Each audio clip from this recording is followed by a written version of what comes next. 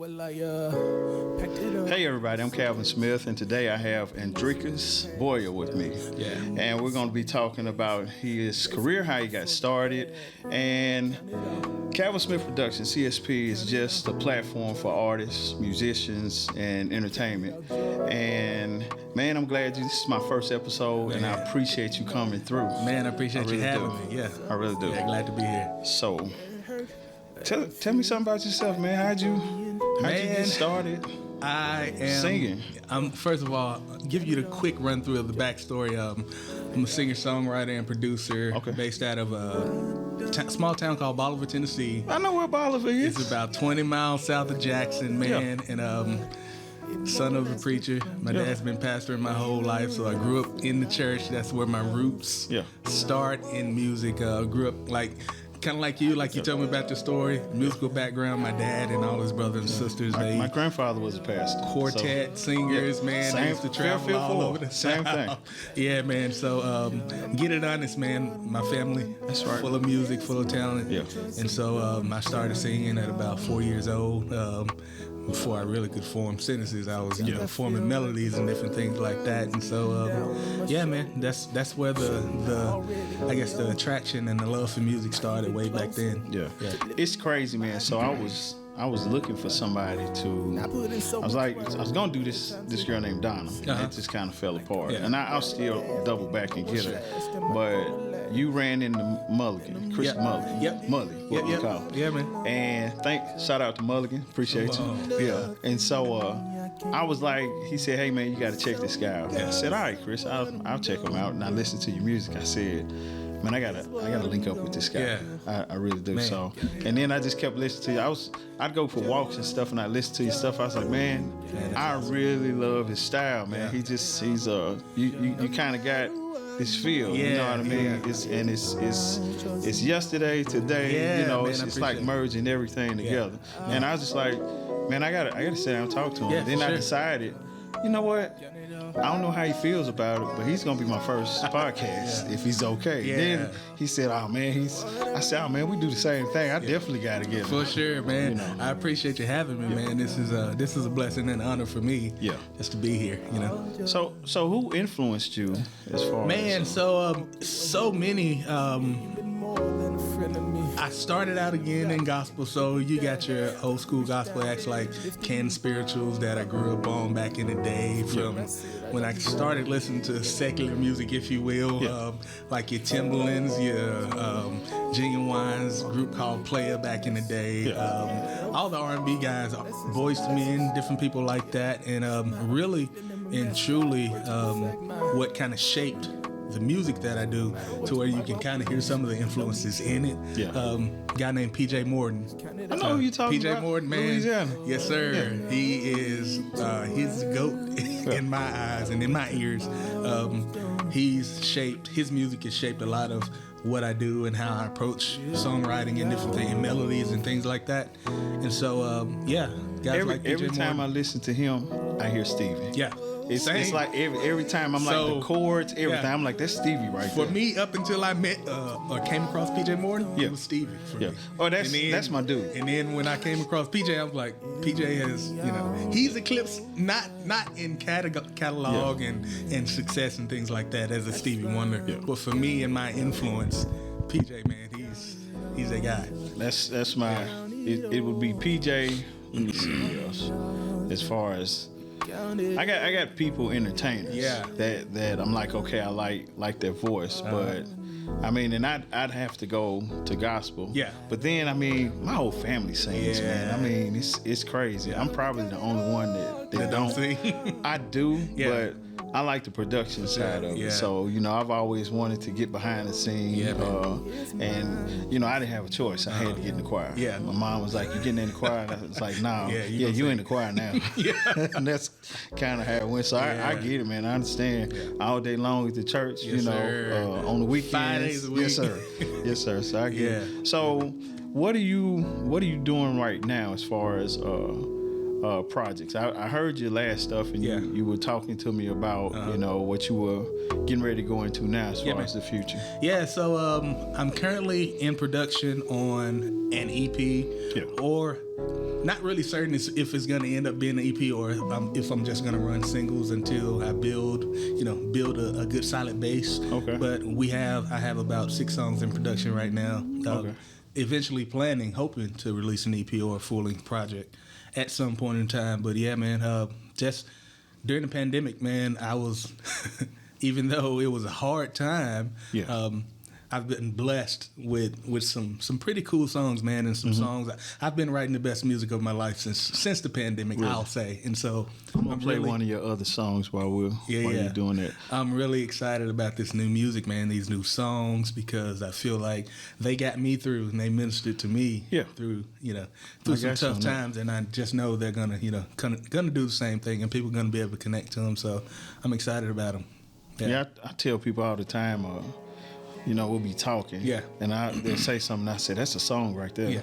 And I tell them, hey, man, songs are nothing but just all they are, the conversations that's it's a put in art conversation. form. Yes, sir. I tell people all the time, I try to share it with, like I was back home this weekend, and I was talking to my little cousin who wants to get into music, and I just asked her, do you journal? Yeah. If you journal, those are songs. Yeah. You just have to, structure them. And so there's music and there's songs in everything. Yeah. You just got to be able to either be able to shape them and mold them into, what would be programmable for radio or different things like that. But it's everywhere, man. So, Okay. Yeah. Not trying to get off track because I really want to know. But I saw online that you had something coming up. Yeah, man. I am playing. I'm planning on coming. I don't know where it's at yet, but it's at City Winery. So I didn't know at the time. Really? I just knew I was gonna be on the. show. Oh man, it's cool. So it's a Christian writers round. Okay. In the city, and there's probably like 2. I'm gonna start one at some point here in the near future. Okay. But it's a Christian writers round. Okay. In the round how Nashville does for country and different things like that. There's one for Christian music. It's called Jesus in a Bar. Okay. And what they do is each month they go to a big bar around town and they have a bunch of Christian artists playing. How long have they been doing that? I didn't even know. I think they just started. I think this might be their 3rd or 4th month. Okay. Oh, okay. It's So still they're just really getting started. it's still new. And so, I'm blessed to be able to share some of my songs there. It's on Monday, April 18th. Yeah. Starts at 7 p.m. It's at City Winery. And I saw that and I said, you know what? We're gonna support them. Yeah, You know man. what I mean? Please do. So Please do. I was like, when we do this podcast, I wanted to give you a shout out. Yeah. And I'll put something up later on to make sure that if nothing else, I'll give you a clip. Yeah, for sure. Hey, so you can use it as a promotion or something. Awesome. I appreciate it. So do you work with anybody else, other artists? Man, yeah, so back to some of my influences. Here in the last few years, actually around about 2020 when, Maverick City came out, and then this guy named KJ Scriven did a song with them called Man of Your Word. Yeah. And I discovered his voice, and I really liked the way he ministered, and so I started listening to him. Gotcha. And he's been somebody that's a huge influence on this stage of music that I'm doing and style of writing and the way he ministers. He blends genres and really does it well. Yeah. And so he's a big influence. And through him, I met this guy named Greg Cox, who produces a lot of stuff from him. For him. And Greg Cox has become somebody that he's kind of like a big brother mentor to me. Okay. And he's actually featured on my upcoming project. Cool. And he just won a Grammy with Kirk Franklin. Like last year, and he's been touring with Kirk and different things like that. So he's definitely somebody that I use as an ally and somebody to just. So when did you start recording? So because I know when I first started recording, I'm like, I suck bad. Man, so here's the thing, man. I look at it like this. Of course, I'll listen back now at some of myself. I started making beats. Yeah. That was my first foray into like music as far as production, writing, and different things like that. I started making beats when I was in high school in 99. Okay. 99. I'm old. Back in 99. And I started making beats back then. And that grew into, okay, I didn't like the way people were writing on my tracks. So I started writing songs. Yeah. I didn't like the way they were singing and rapping on my songs. So I started doing it myself too. And so it just kind of naturally just shifted as I got older, and it got to the point to where, okay, I always kind of never liked my voice, a singing voice. I always wanted to be in the background. I sing in the choir, sing in a group, sing BGVs all day long. But as far as leading, I never really, I got you on that. Cared. Never really cared much for my voice. And so that's what I would do. I would, do BGVs on people's stuff and different things like that. And so natural progression, I started recording myself too, or recording other people. Yeah.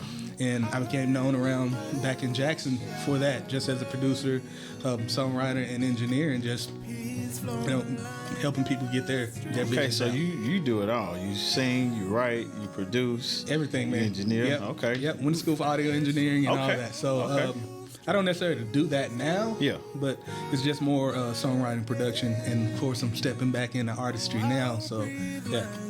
Okay, so I got this thing I ask people all the time. Since we're talking, I ask you. I know singing is in your heart. I can already tell that. Yeah. So, and I'm not gonna put you on the spot. I ask people, hey, because why are you doing this? You know what I mean? Some people, they don't know why. Yeah, They just do. So I'll say this. I'll correct you. Like for me, singing is not necessarily in my heart. Okay. It's more ministry. Gotcha. So for me, it's less about my ability. It's more about the equiper and the giver of these songs that he's given me and this voice that he's given me. So like I step out boldly and do so, not necessarily because I feel like I'm this guy and I'm that good. No, I just want to be a good steward of the gifts that he's given me. And so let me tell you why I started doing this. It's crazy. I was listening to Miles Monroe, and I love his messages. And he said something one day that spoke to me. Yeah. And he said, if you want to be successful in anything, then you have to become a problem solver. Yeah. And whatever it is. Yep. And so, at work, I was like, I wasn't talking about that. I was like, what is it that I can do to help people? Yeah. And I came up with this. Yeah. Because I was like, people, they do projects.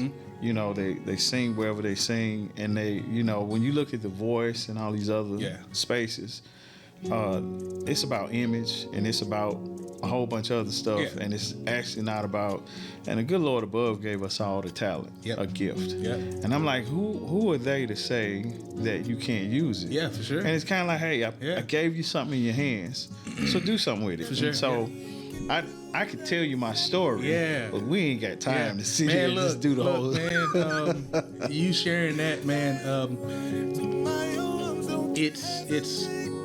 It's things like creating lanes and creating opportunities where you see that there's a need, and that's basically my journey, man. Like we're both firefighters, and it's something that we're both passionate about. But also, for me, I spent so much time just trying to compartmentalize my life versus like at the firehouse, I didn't feel like I could, be passionate about music and talk about it. And then when I was in ministry opportunities, I was on staff at a church. I feel like I couldn't, be passionate about music and firefighting and still be passionate about ministry. Like I always felt like I had to choose. Even when I was in the music rooms, I can't be passionate about ministry and firefighting. No, this needs to be your plan A, plan B, and plan C. You know what I determined, man? And this is for anybody. Yeah. I stopped asking people for permission to be me. Yep. Because the world wants you to be just like them. Yep. And I'm like, I was put here to be different. I was put here to be me. Yep. So it's like, while I'm here, I'm going to take these hands and I'm going to do something with them. Yeah, man. And once I learned that, I got the fact that God created me exactly who he created me to be, with these passions, and I can be myself regardless of whatever room I'm in. I can be wholly myself, completely myself, and not have to dim my light, not have to not be as passionate about things, and so I can continue to be myself in every room. And so that's where I am in this season of life, is I'm going after everything. Yeah. everything, So yeah, it's well, this is me stepping out. Yeah. You know what Come I on, mean? man. Yeah. And I'll be honest, because like I said, I'm kind of a behind the scenes person. And man, you killing it. Killing it. This your first one and you killing it already. Well, here's the thing. See, I tell people I'm a sleeping giant. I've been hidden and preparing. Yeah. Bro. And so a lot of people have no clue. You actually, I feel the same way when it comes to, all these different things that I'm about to do, that I'm doing, that I'm working on. I feel the same way. I get it. Yeah. And the way I look at it, it's like I've been given everything that's gonna be given, and it's like, when you gonna do something with it? Yeah. And so I was like, okay, stop talking about it. Yeah. My mom told me one day we were talking. I don't know if she remembers this, but I was telling her, I'm going to do this and I'm going to do that, and I'm preparing. She said, just do it. Just do it. Stop talking about it. Just do it. And I said, you know what? You're right. We have all the tools that we need. It's just a matter of saying, all right, I've got faith. I believe. So I'm going to step out. I think sometimes we're looking for like perfection. It's like I can't move to this step until I do this. Yeah. And sometimes that's what you have to do is move here for this to work.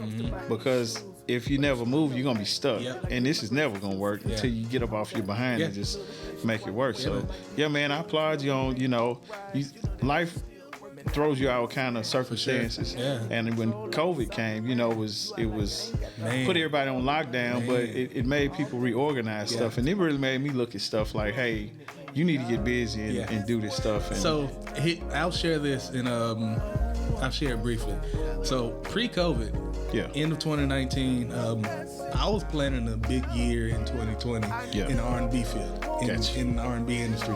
Like, I had songs ready, I had videos that I started production on, I had a release schedule, I had a team ready to rock out singles. I released a single February 24th, 2020, and I was ready for a big year. Okay. And not even a month later, COVID came through and said, I know what you mean on that. Yeah, he said, I had all kind of plans, and everything I had got thrown. But see, here's the crazy thing about mine is, like, I had not, before that single, I had not released music as an artist in 7 years. Really? So it took a lot for me to even get to a point, confident-wise, to where I'm fixing to step back out here as an artist, because I was just writing and producing. And then for that to happen, I was devastated. Like, well, see, I didn't do. Yeah. I hadn't released anything. Yeah. Well, I take that back. It was one thing, and it was a test to see. Let me see how this will work out. Yeah. And that's how I ended up getting the royalty stuff. Yep. And I tell that story because people always are like, "Well, how'd you make that work?" And I'm like, I'm gonna be honest with you. I didn't. They found me. I didn't find them. Yeah. And I couldn't tell you how to recreate that because it just wouldn't. Come on now. I'm trying to. If you're listening, I'm trying to. There you go. I'm trying to get this thing going.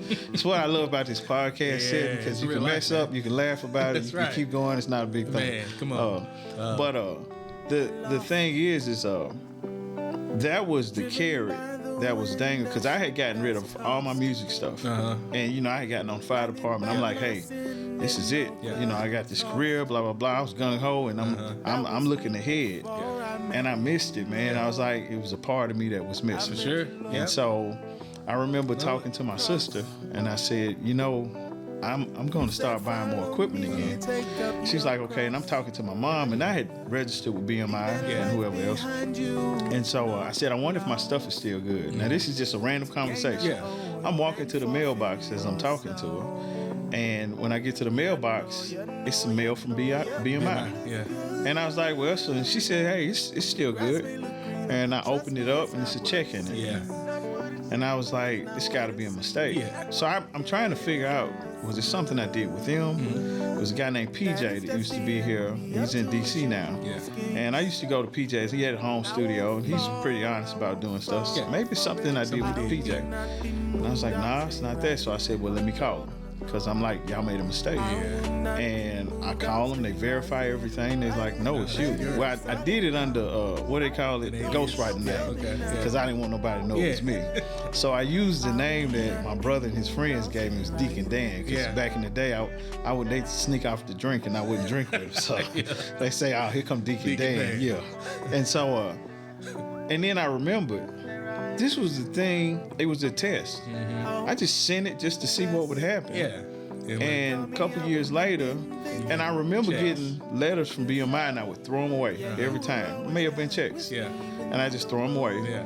And I'm like, okay. And after that day, I was like, okay, God, if this is what you want me to do, then I'll do it. Yeah. I'll be honest. I don't know what I'm doing. This is what I have no clue. Yeah. I said, but I'll start learning whatever I need to learn. Yeah. And it started from there. That was the carrot. And I just said, I'll walk.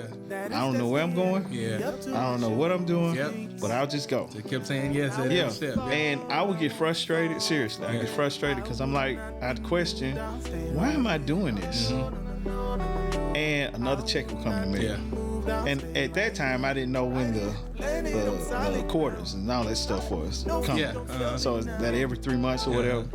And I didn't know, because I was ignorant to all of that. Yeah. And that's what made me start learning about it, especially the business side more. And I was like, man, every time I got discouraged, boom, something would happen. Don't quit. You know what I mean? And I just keep trucking.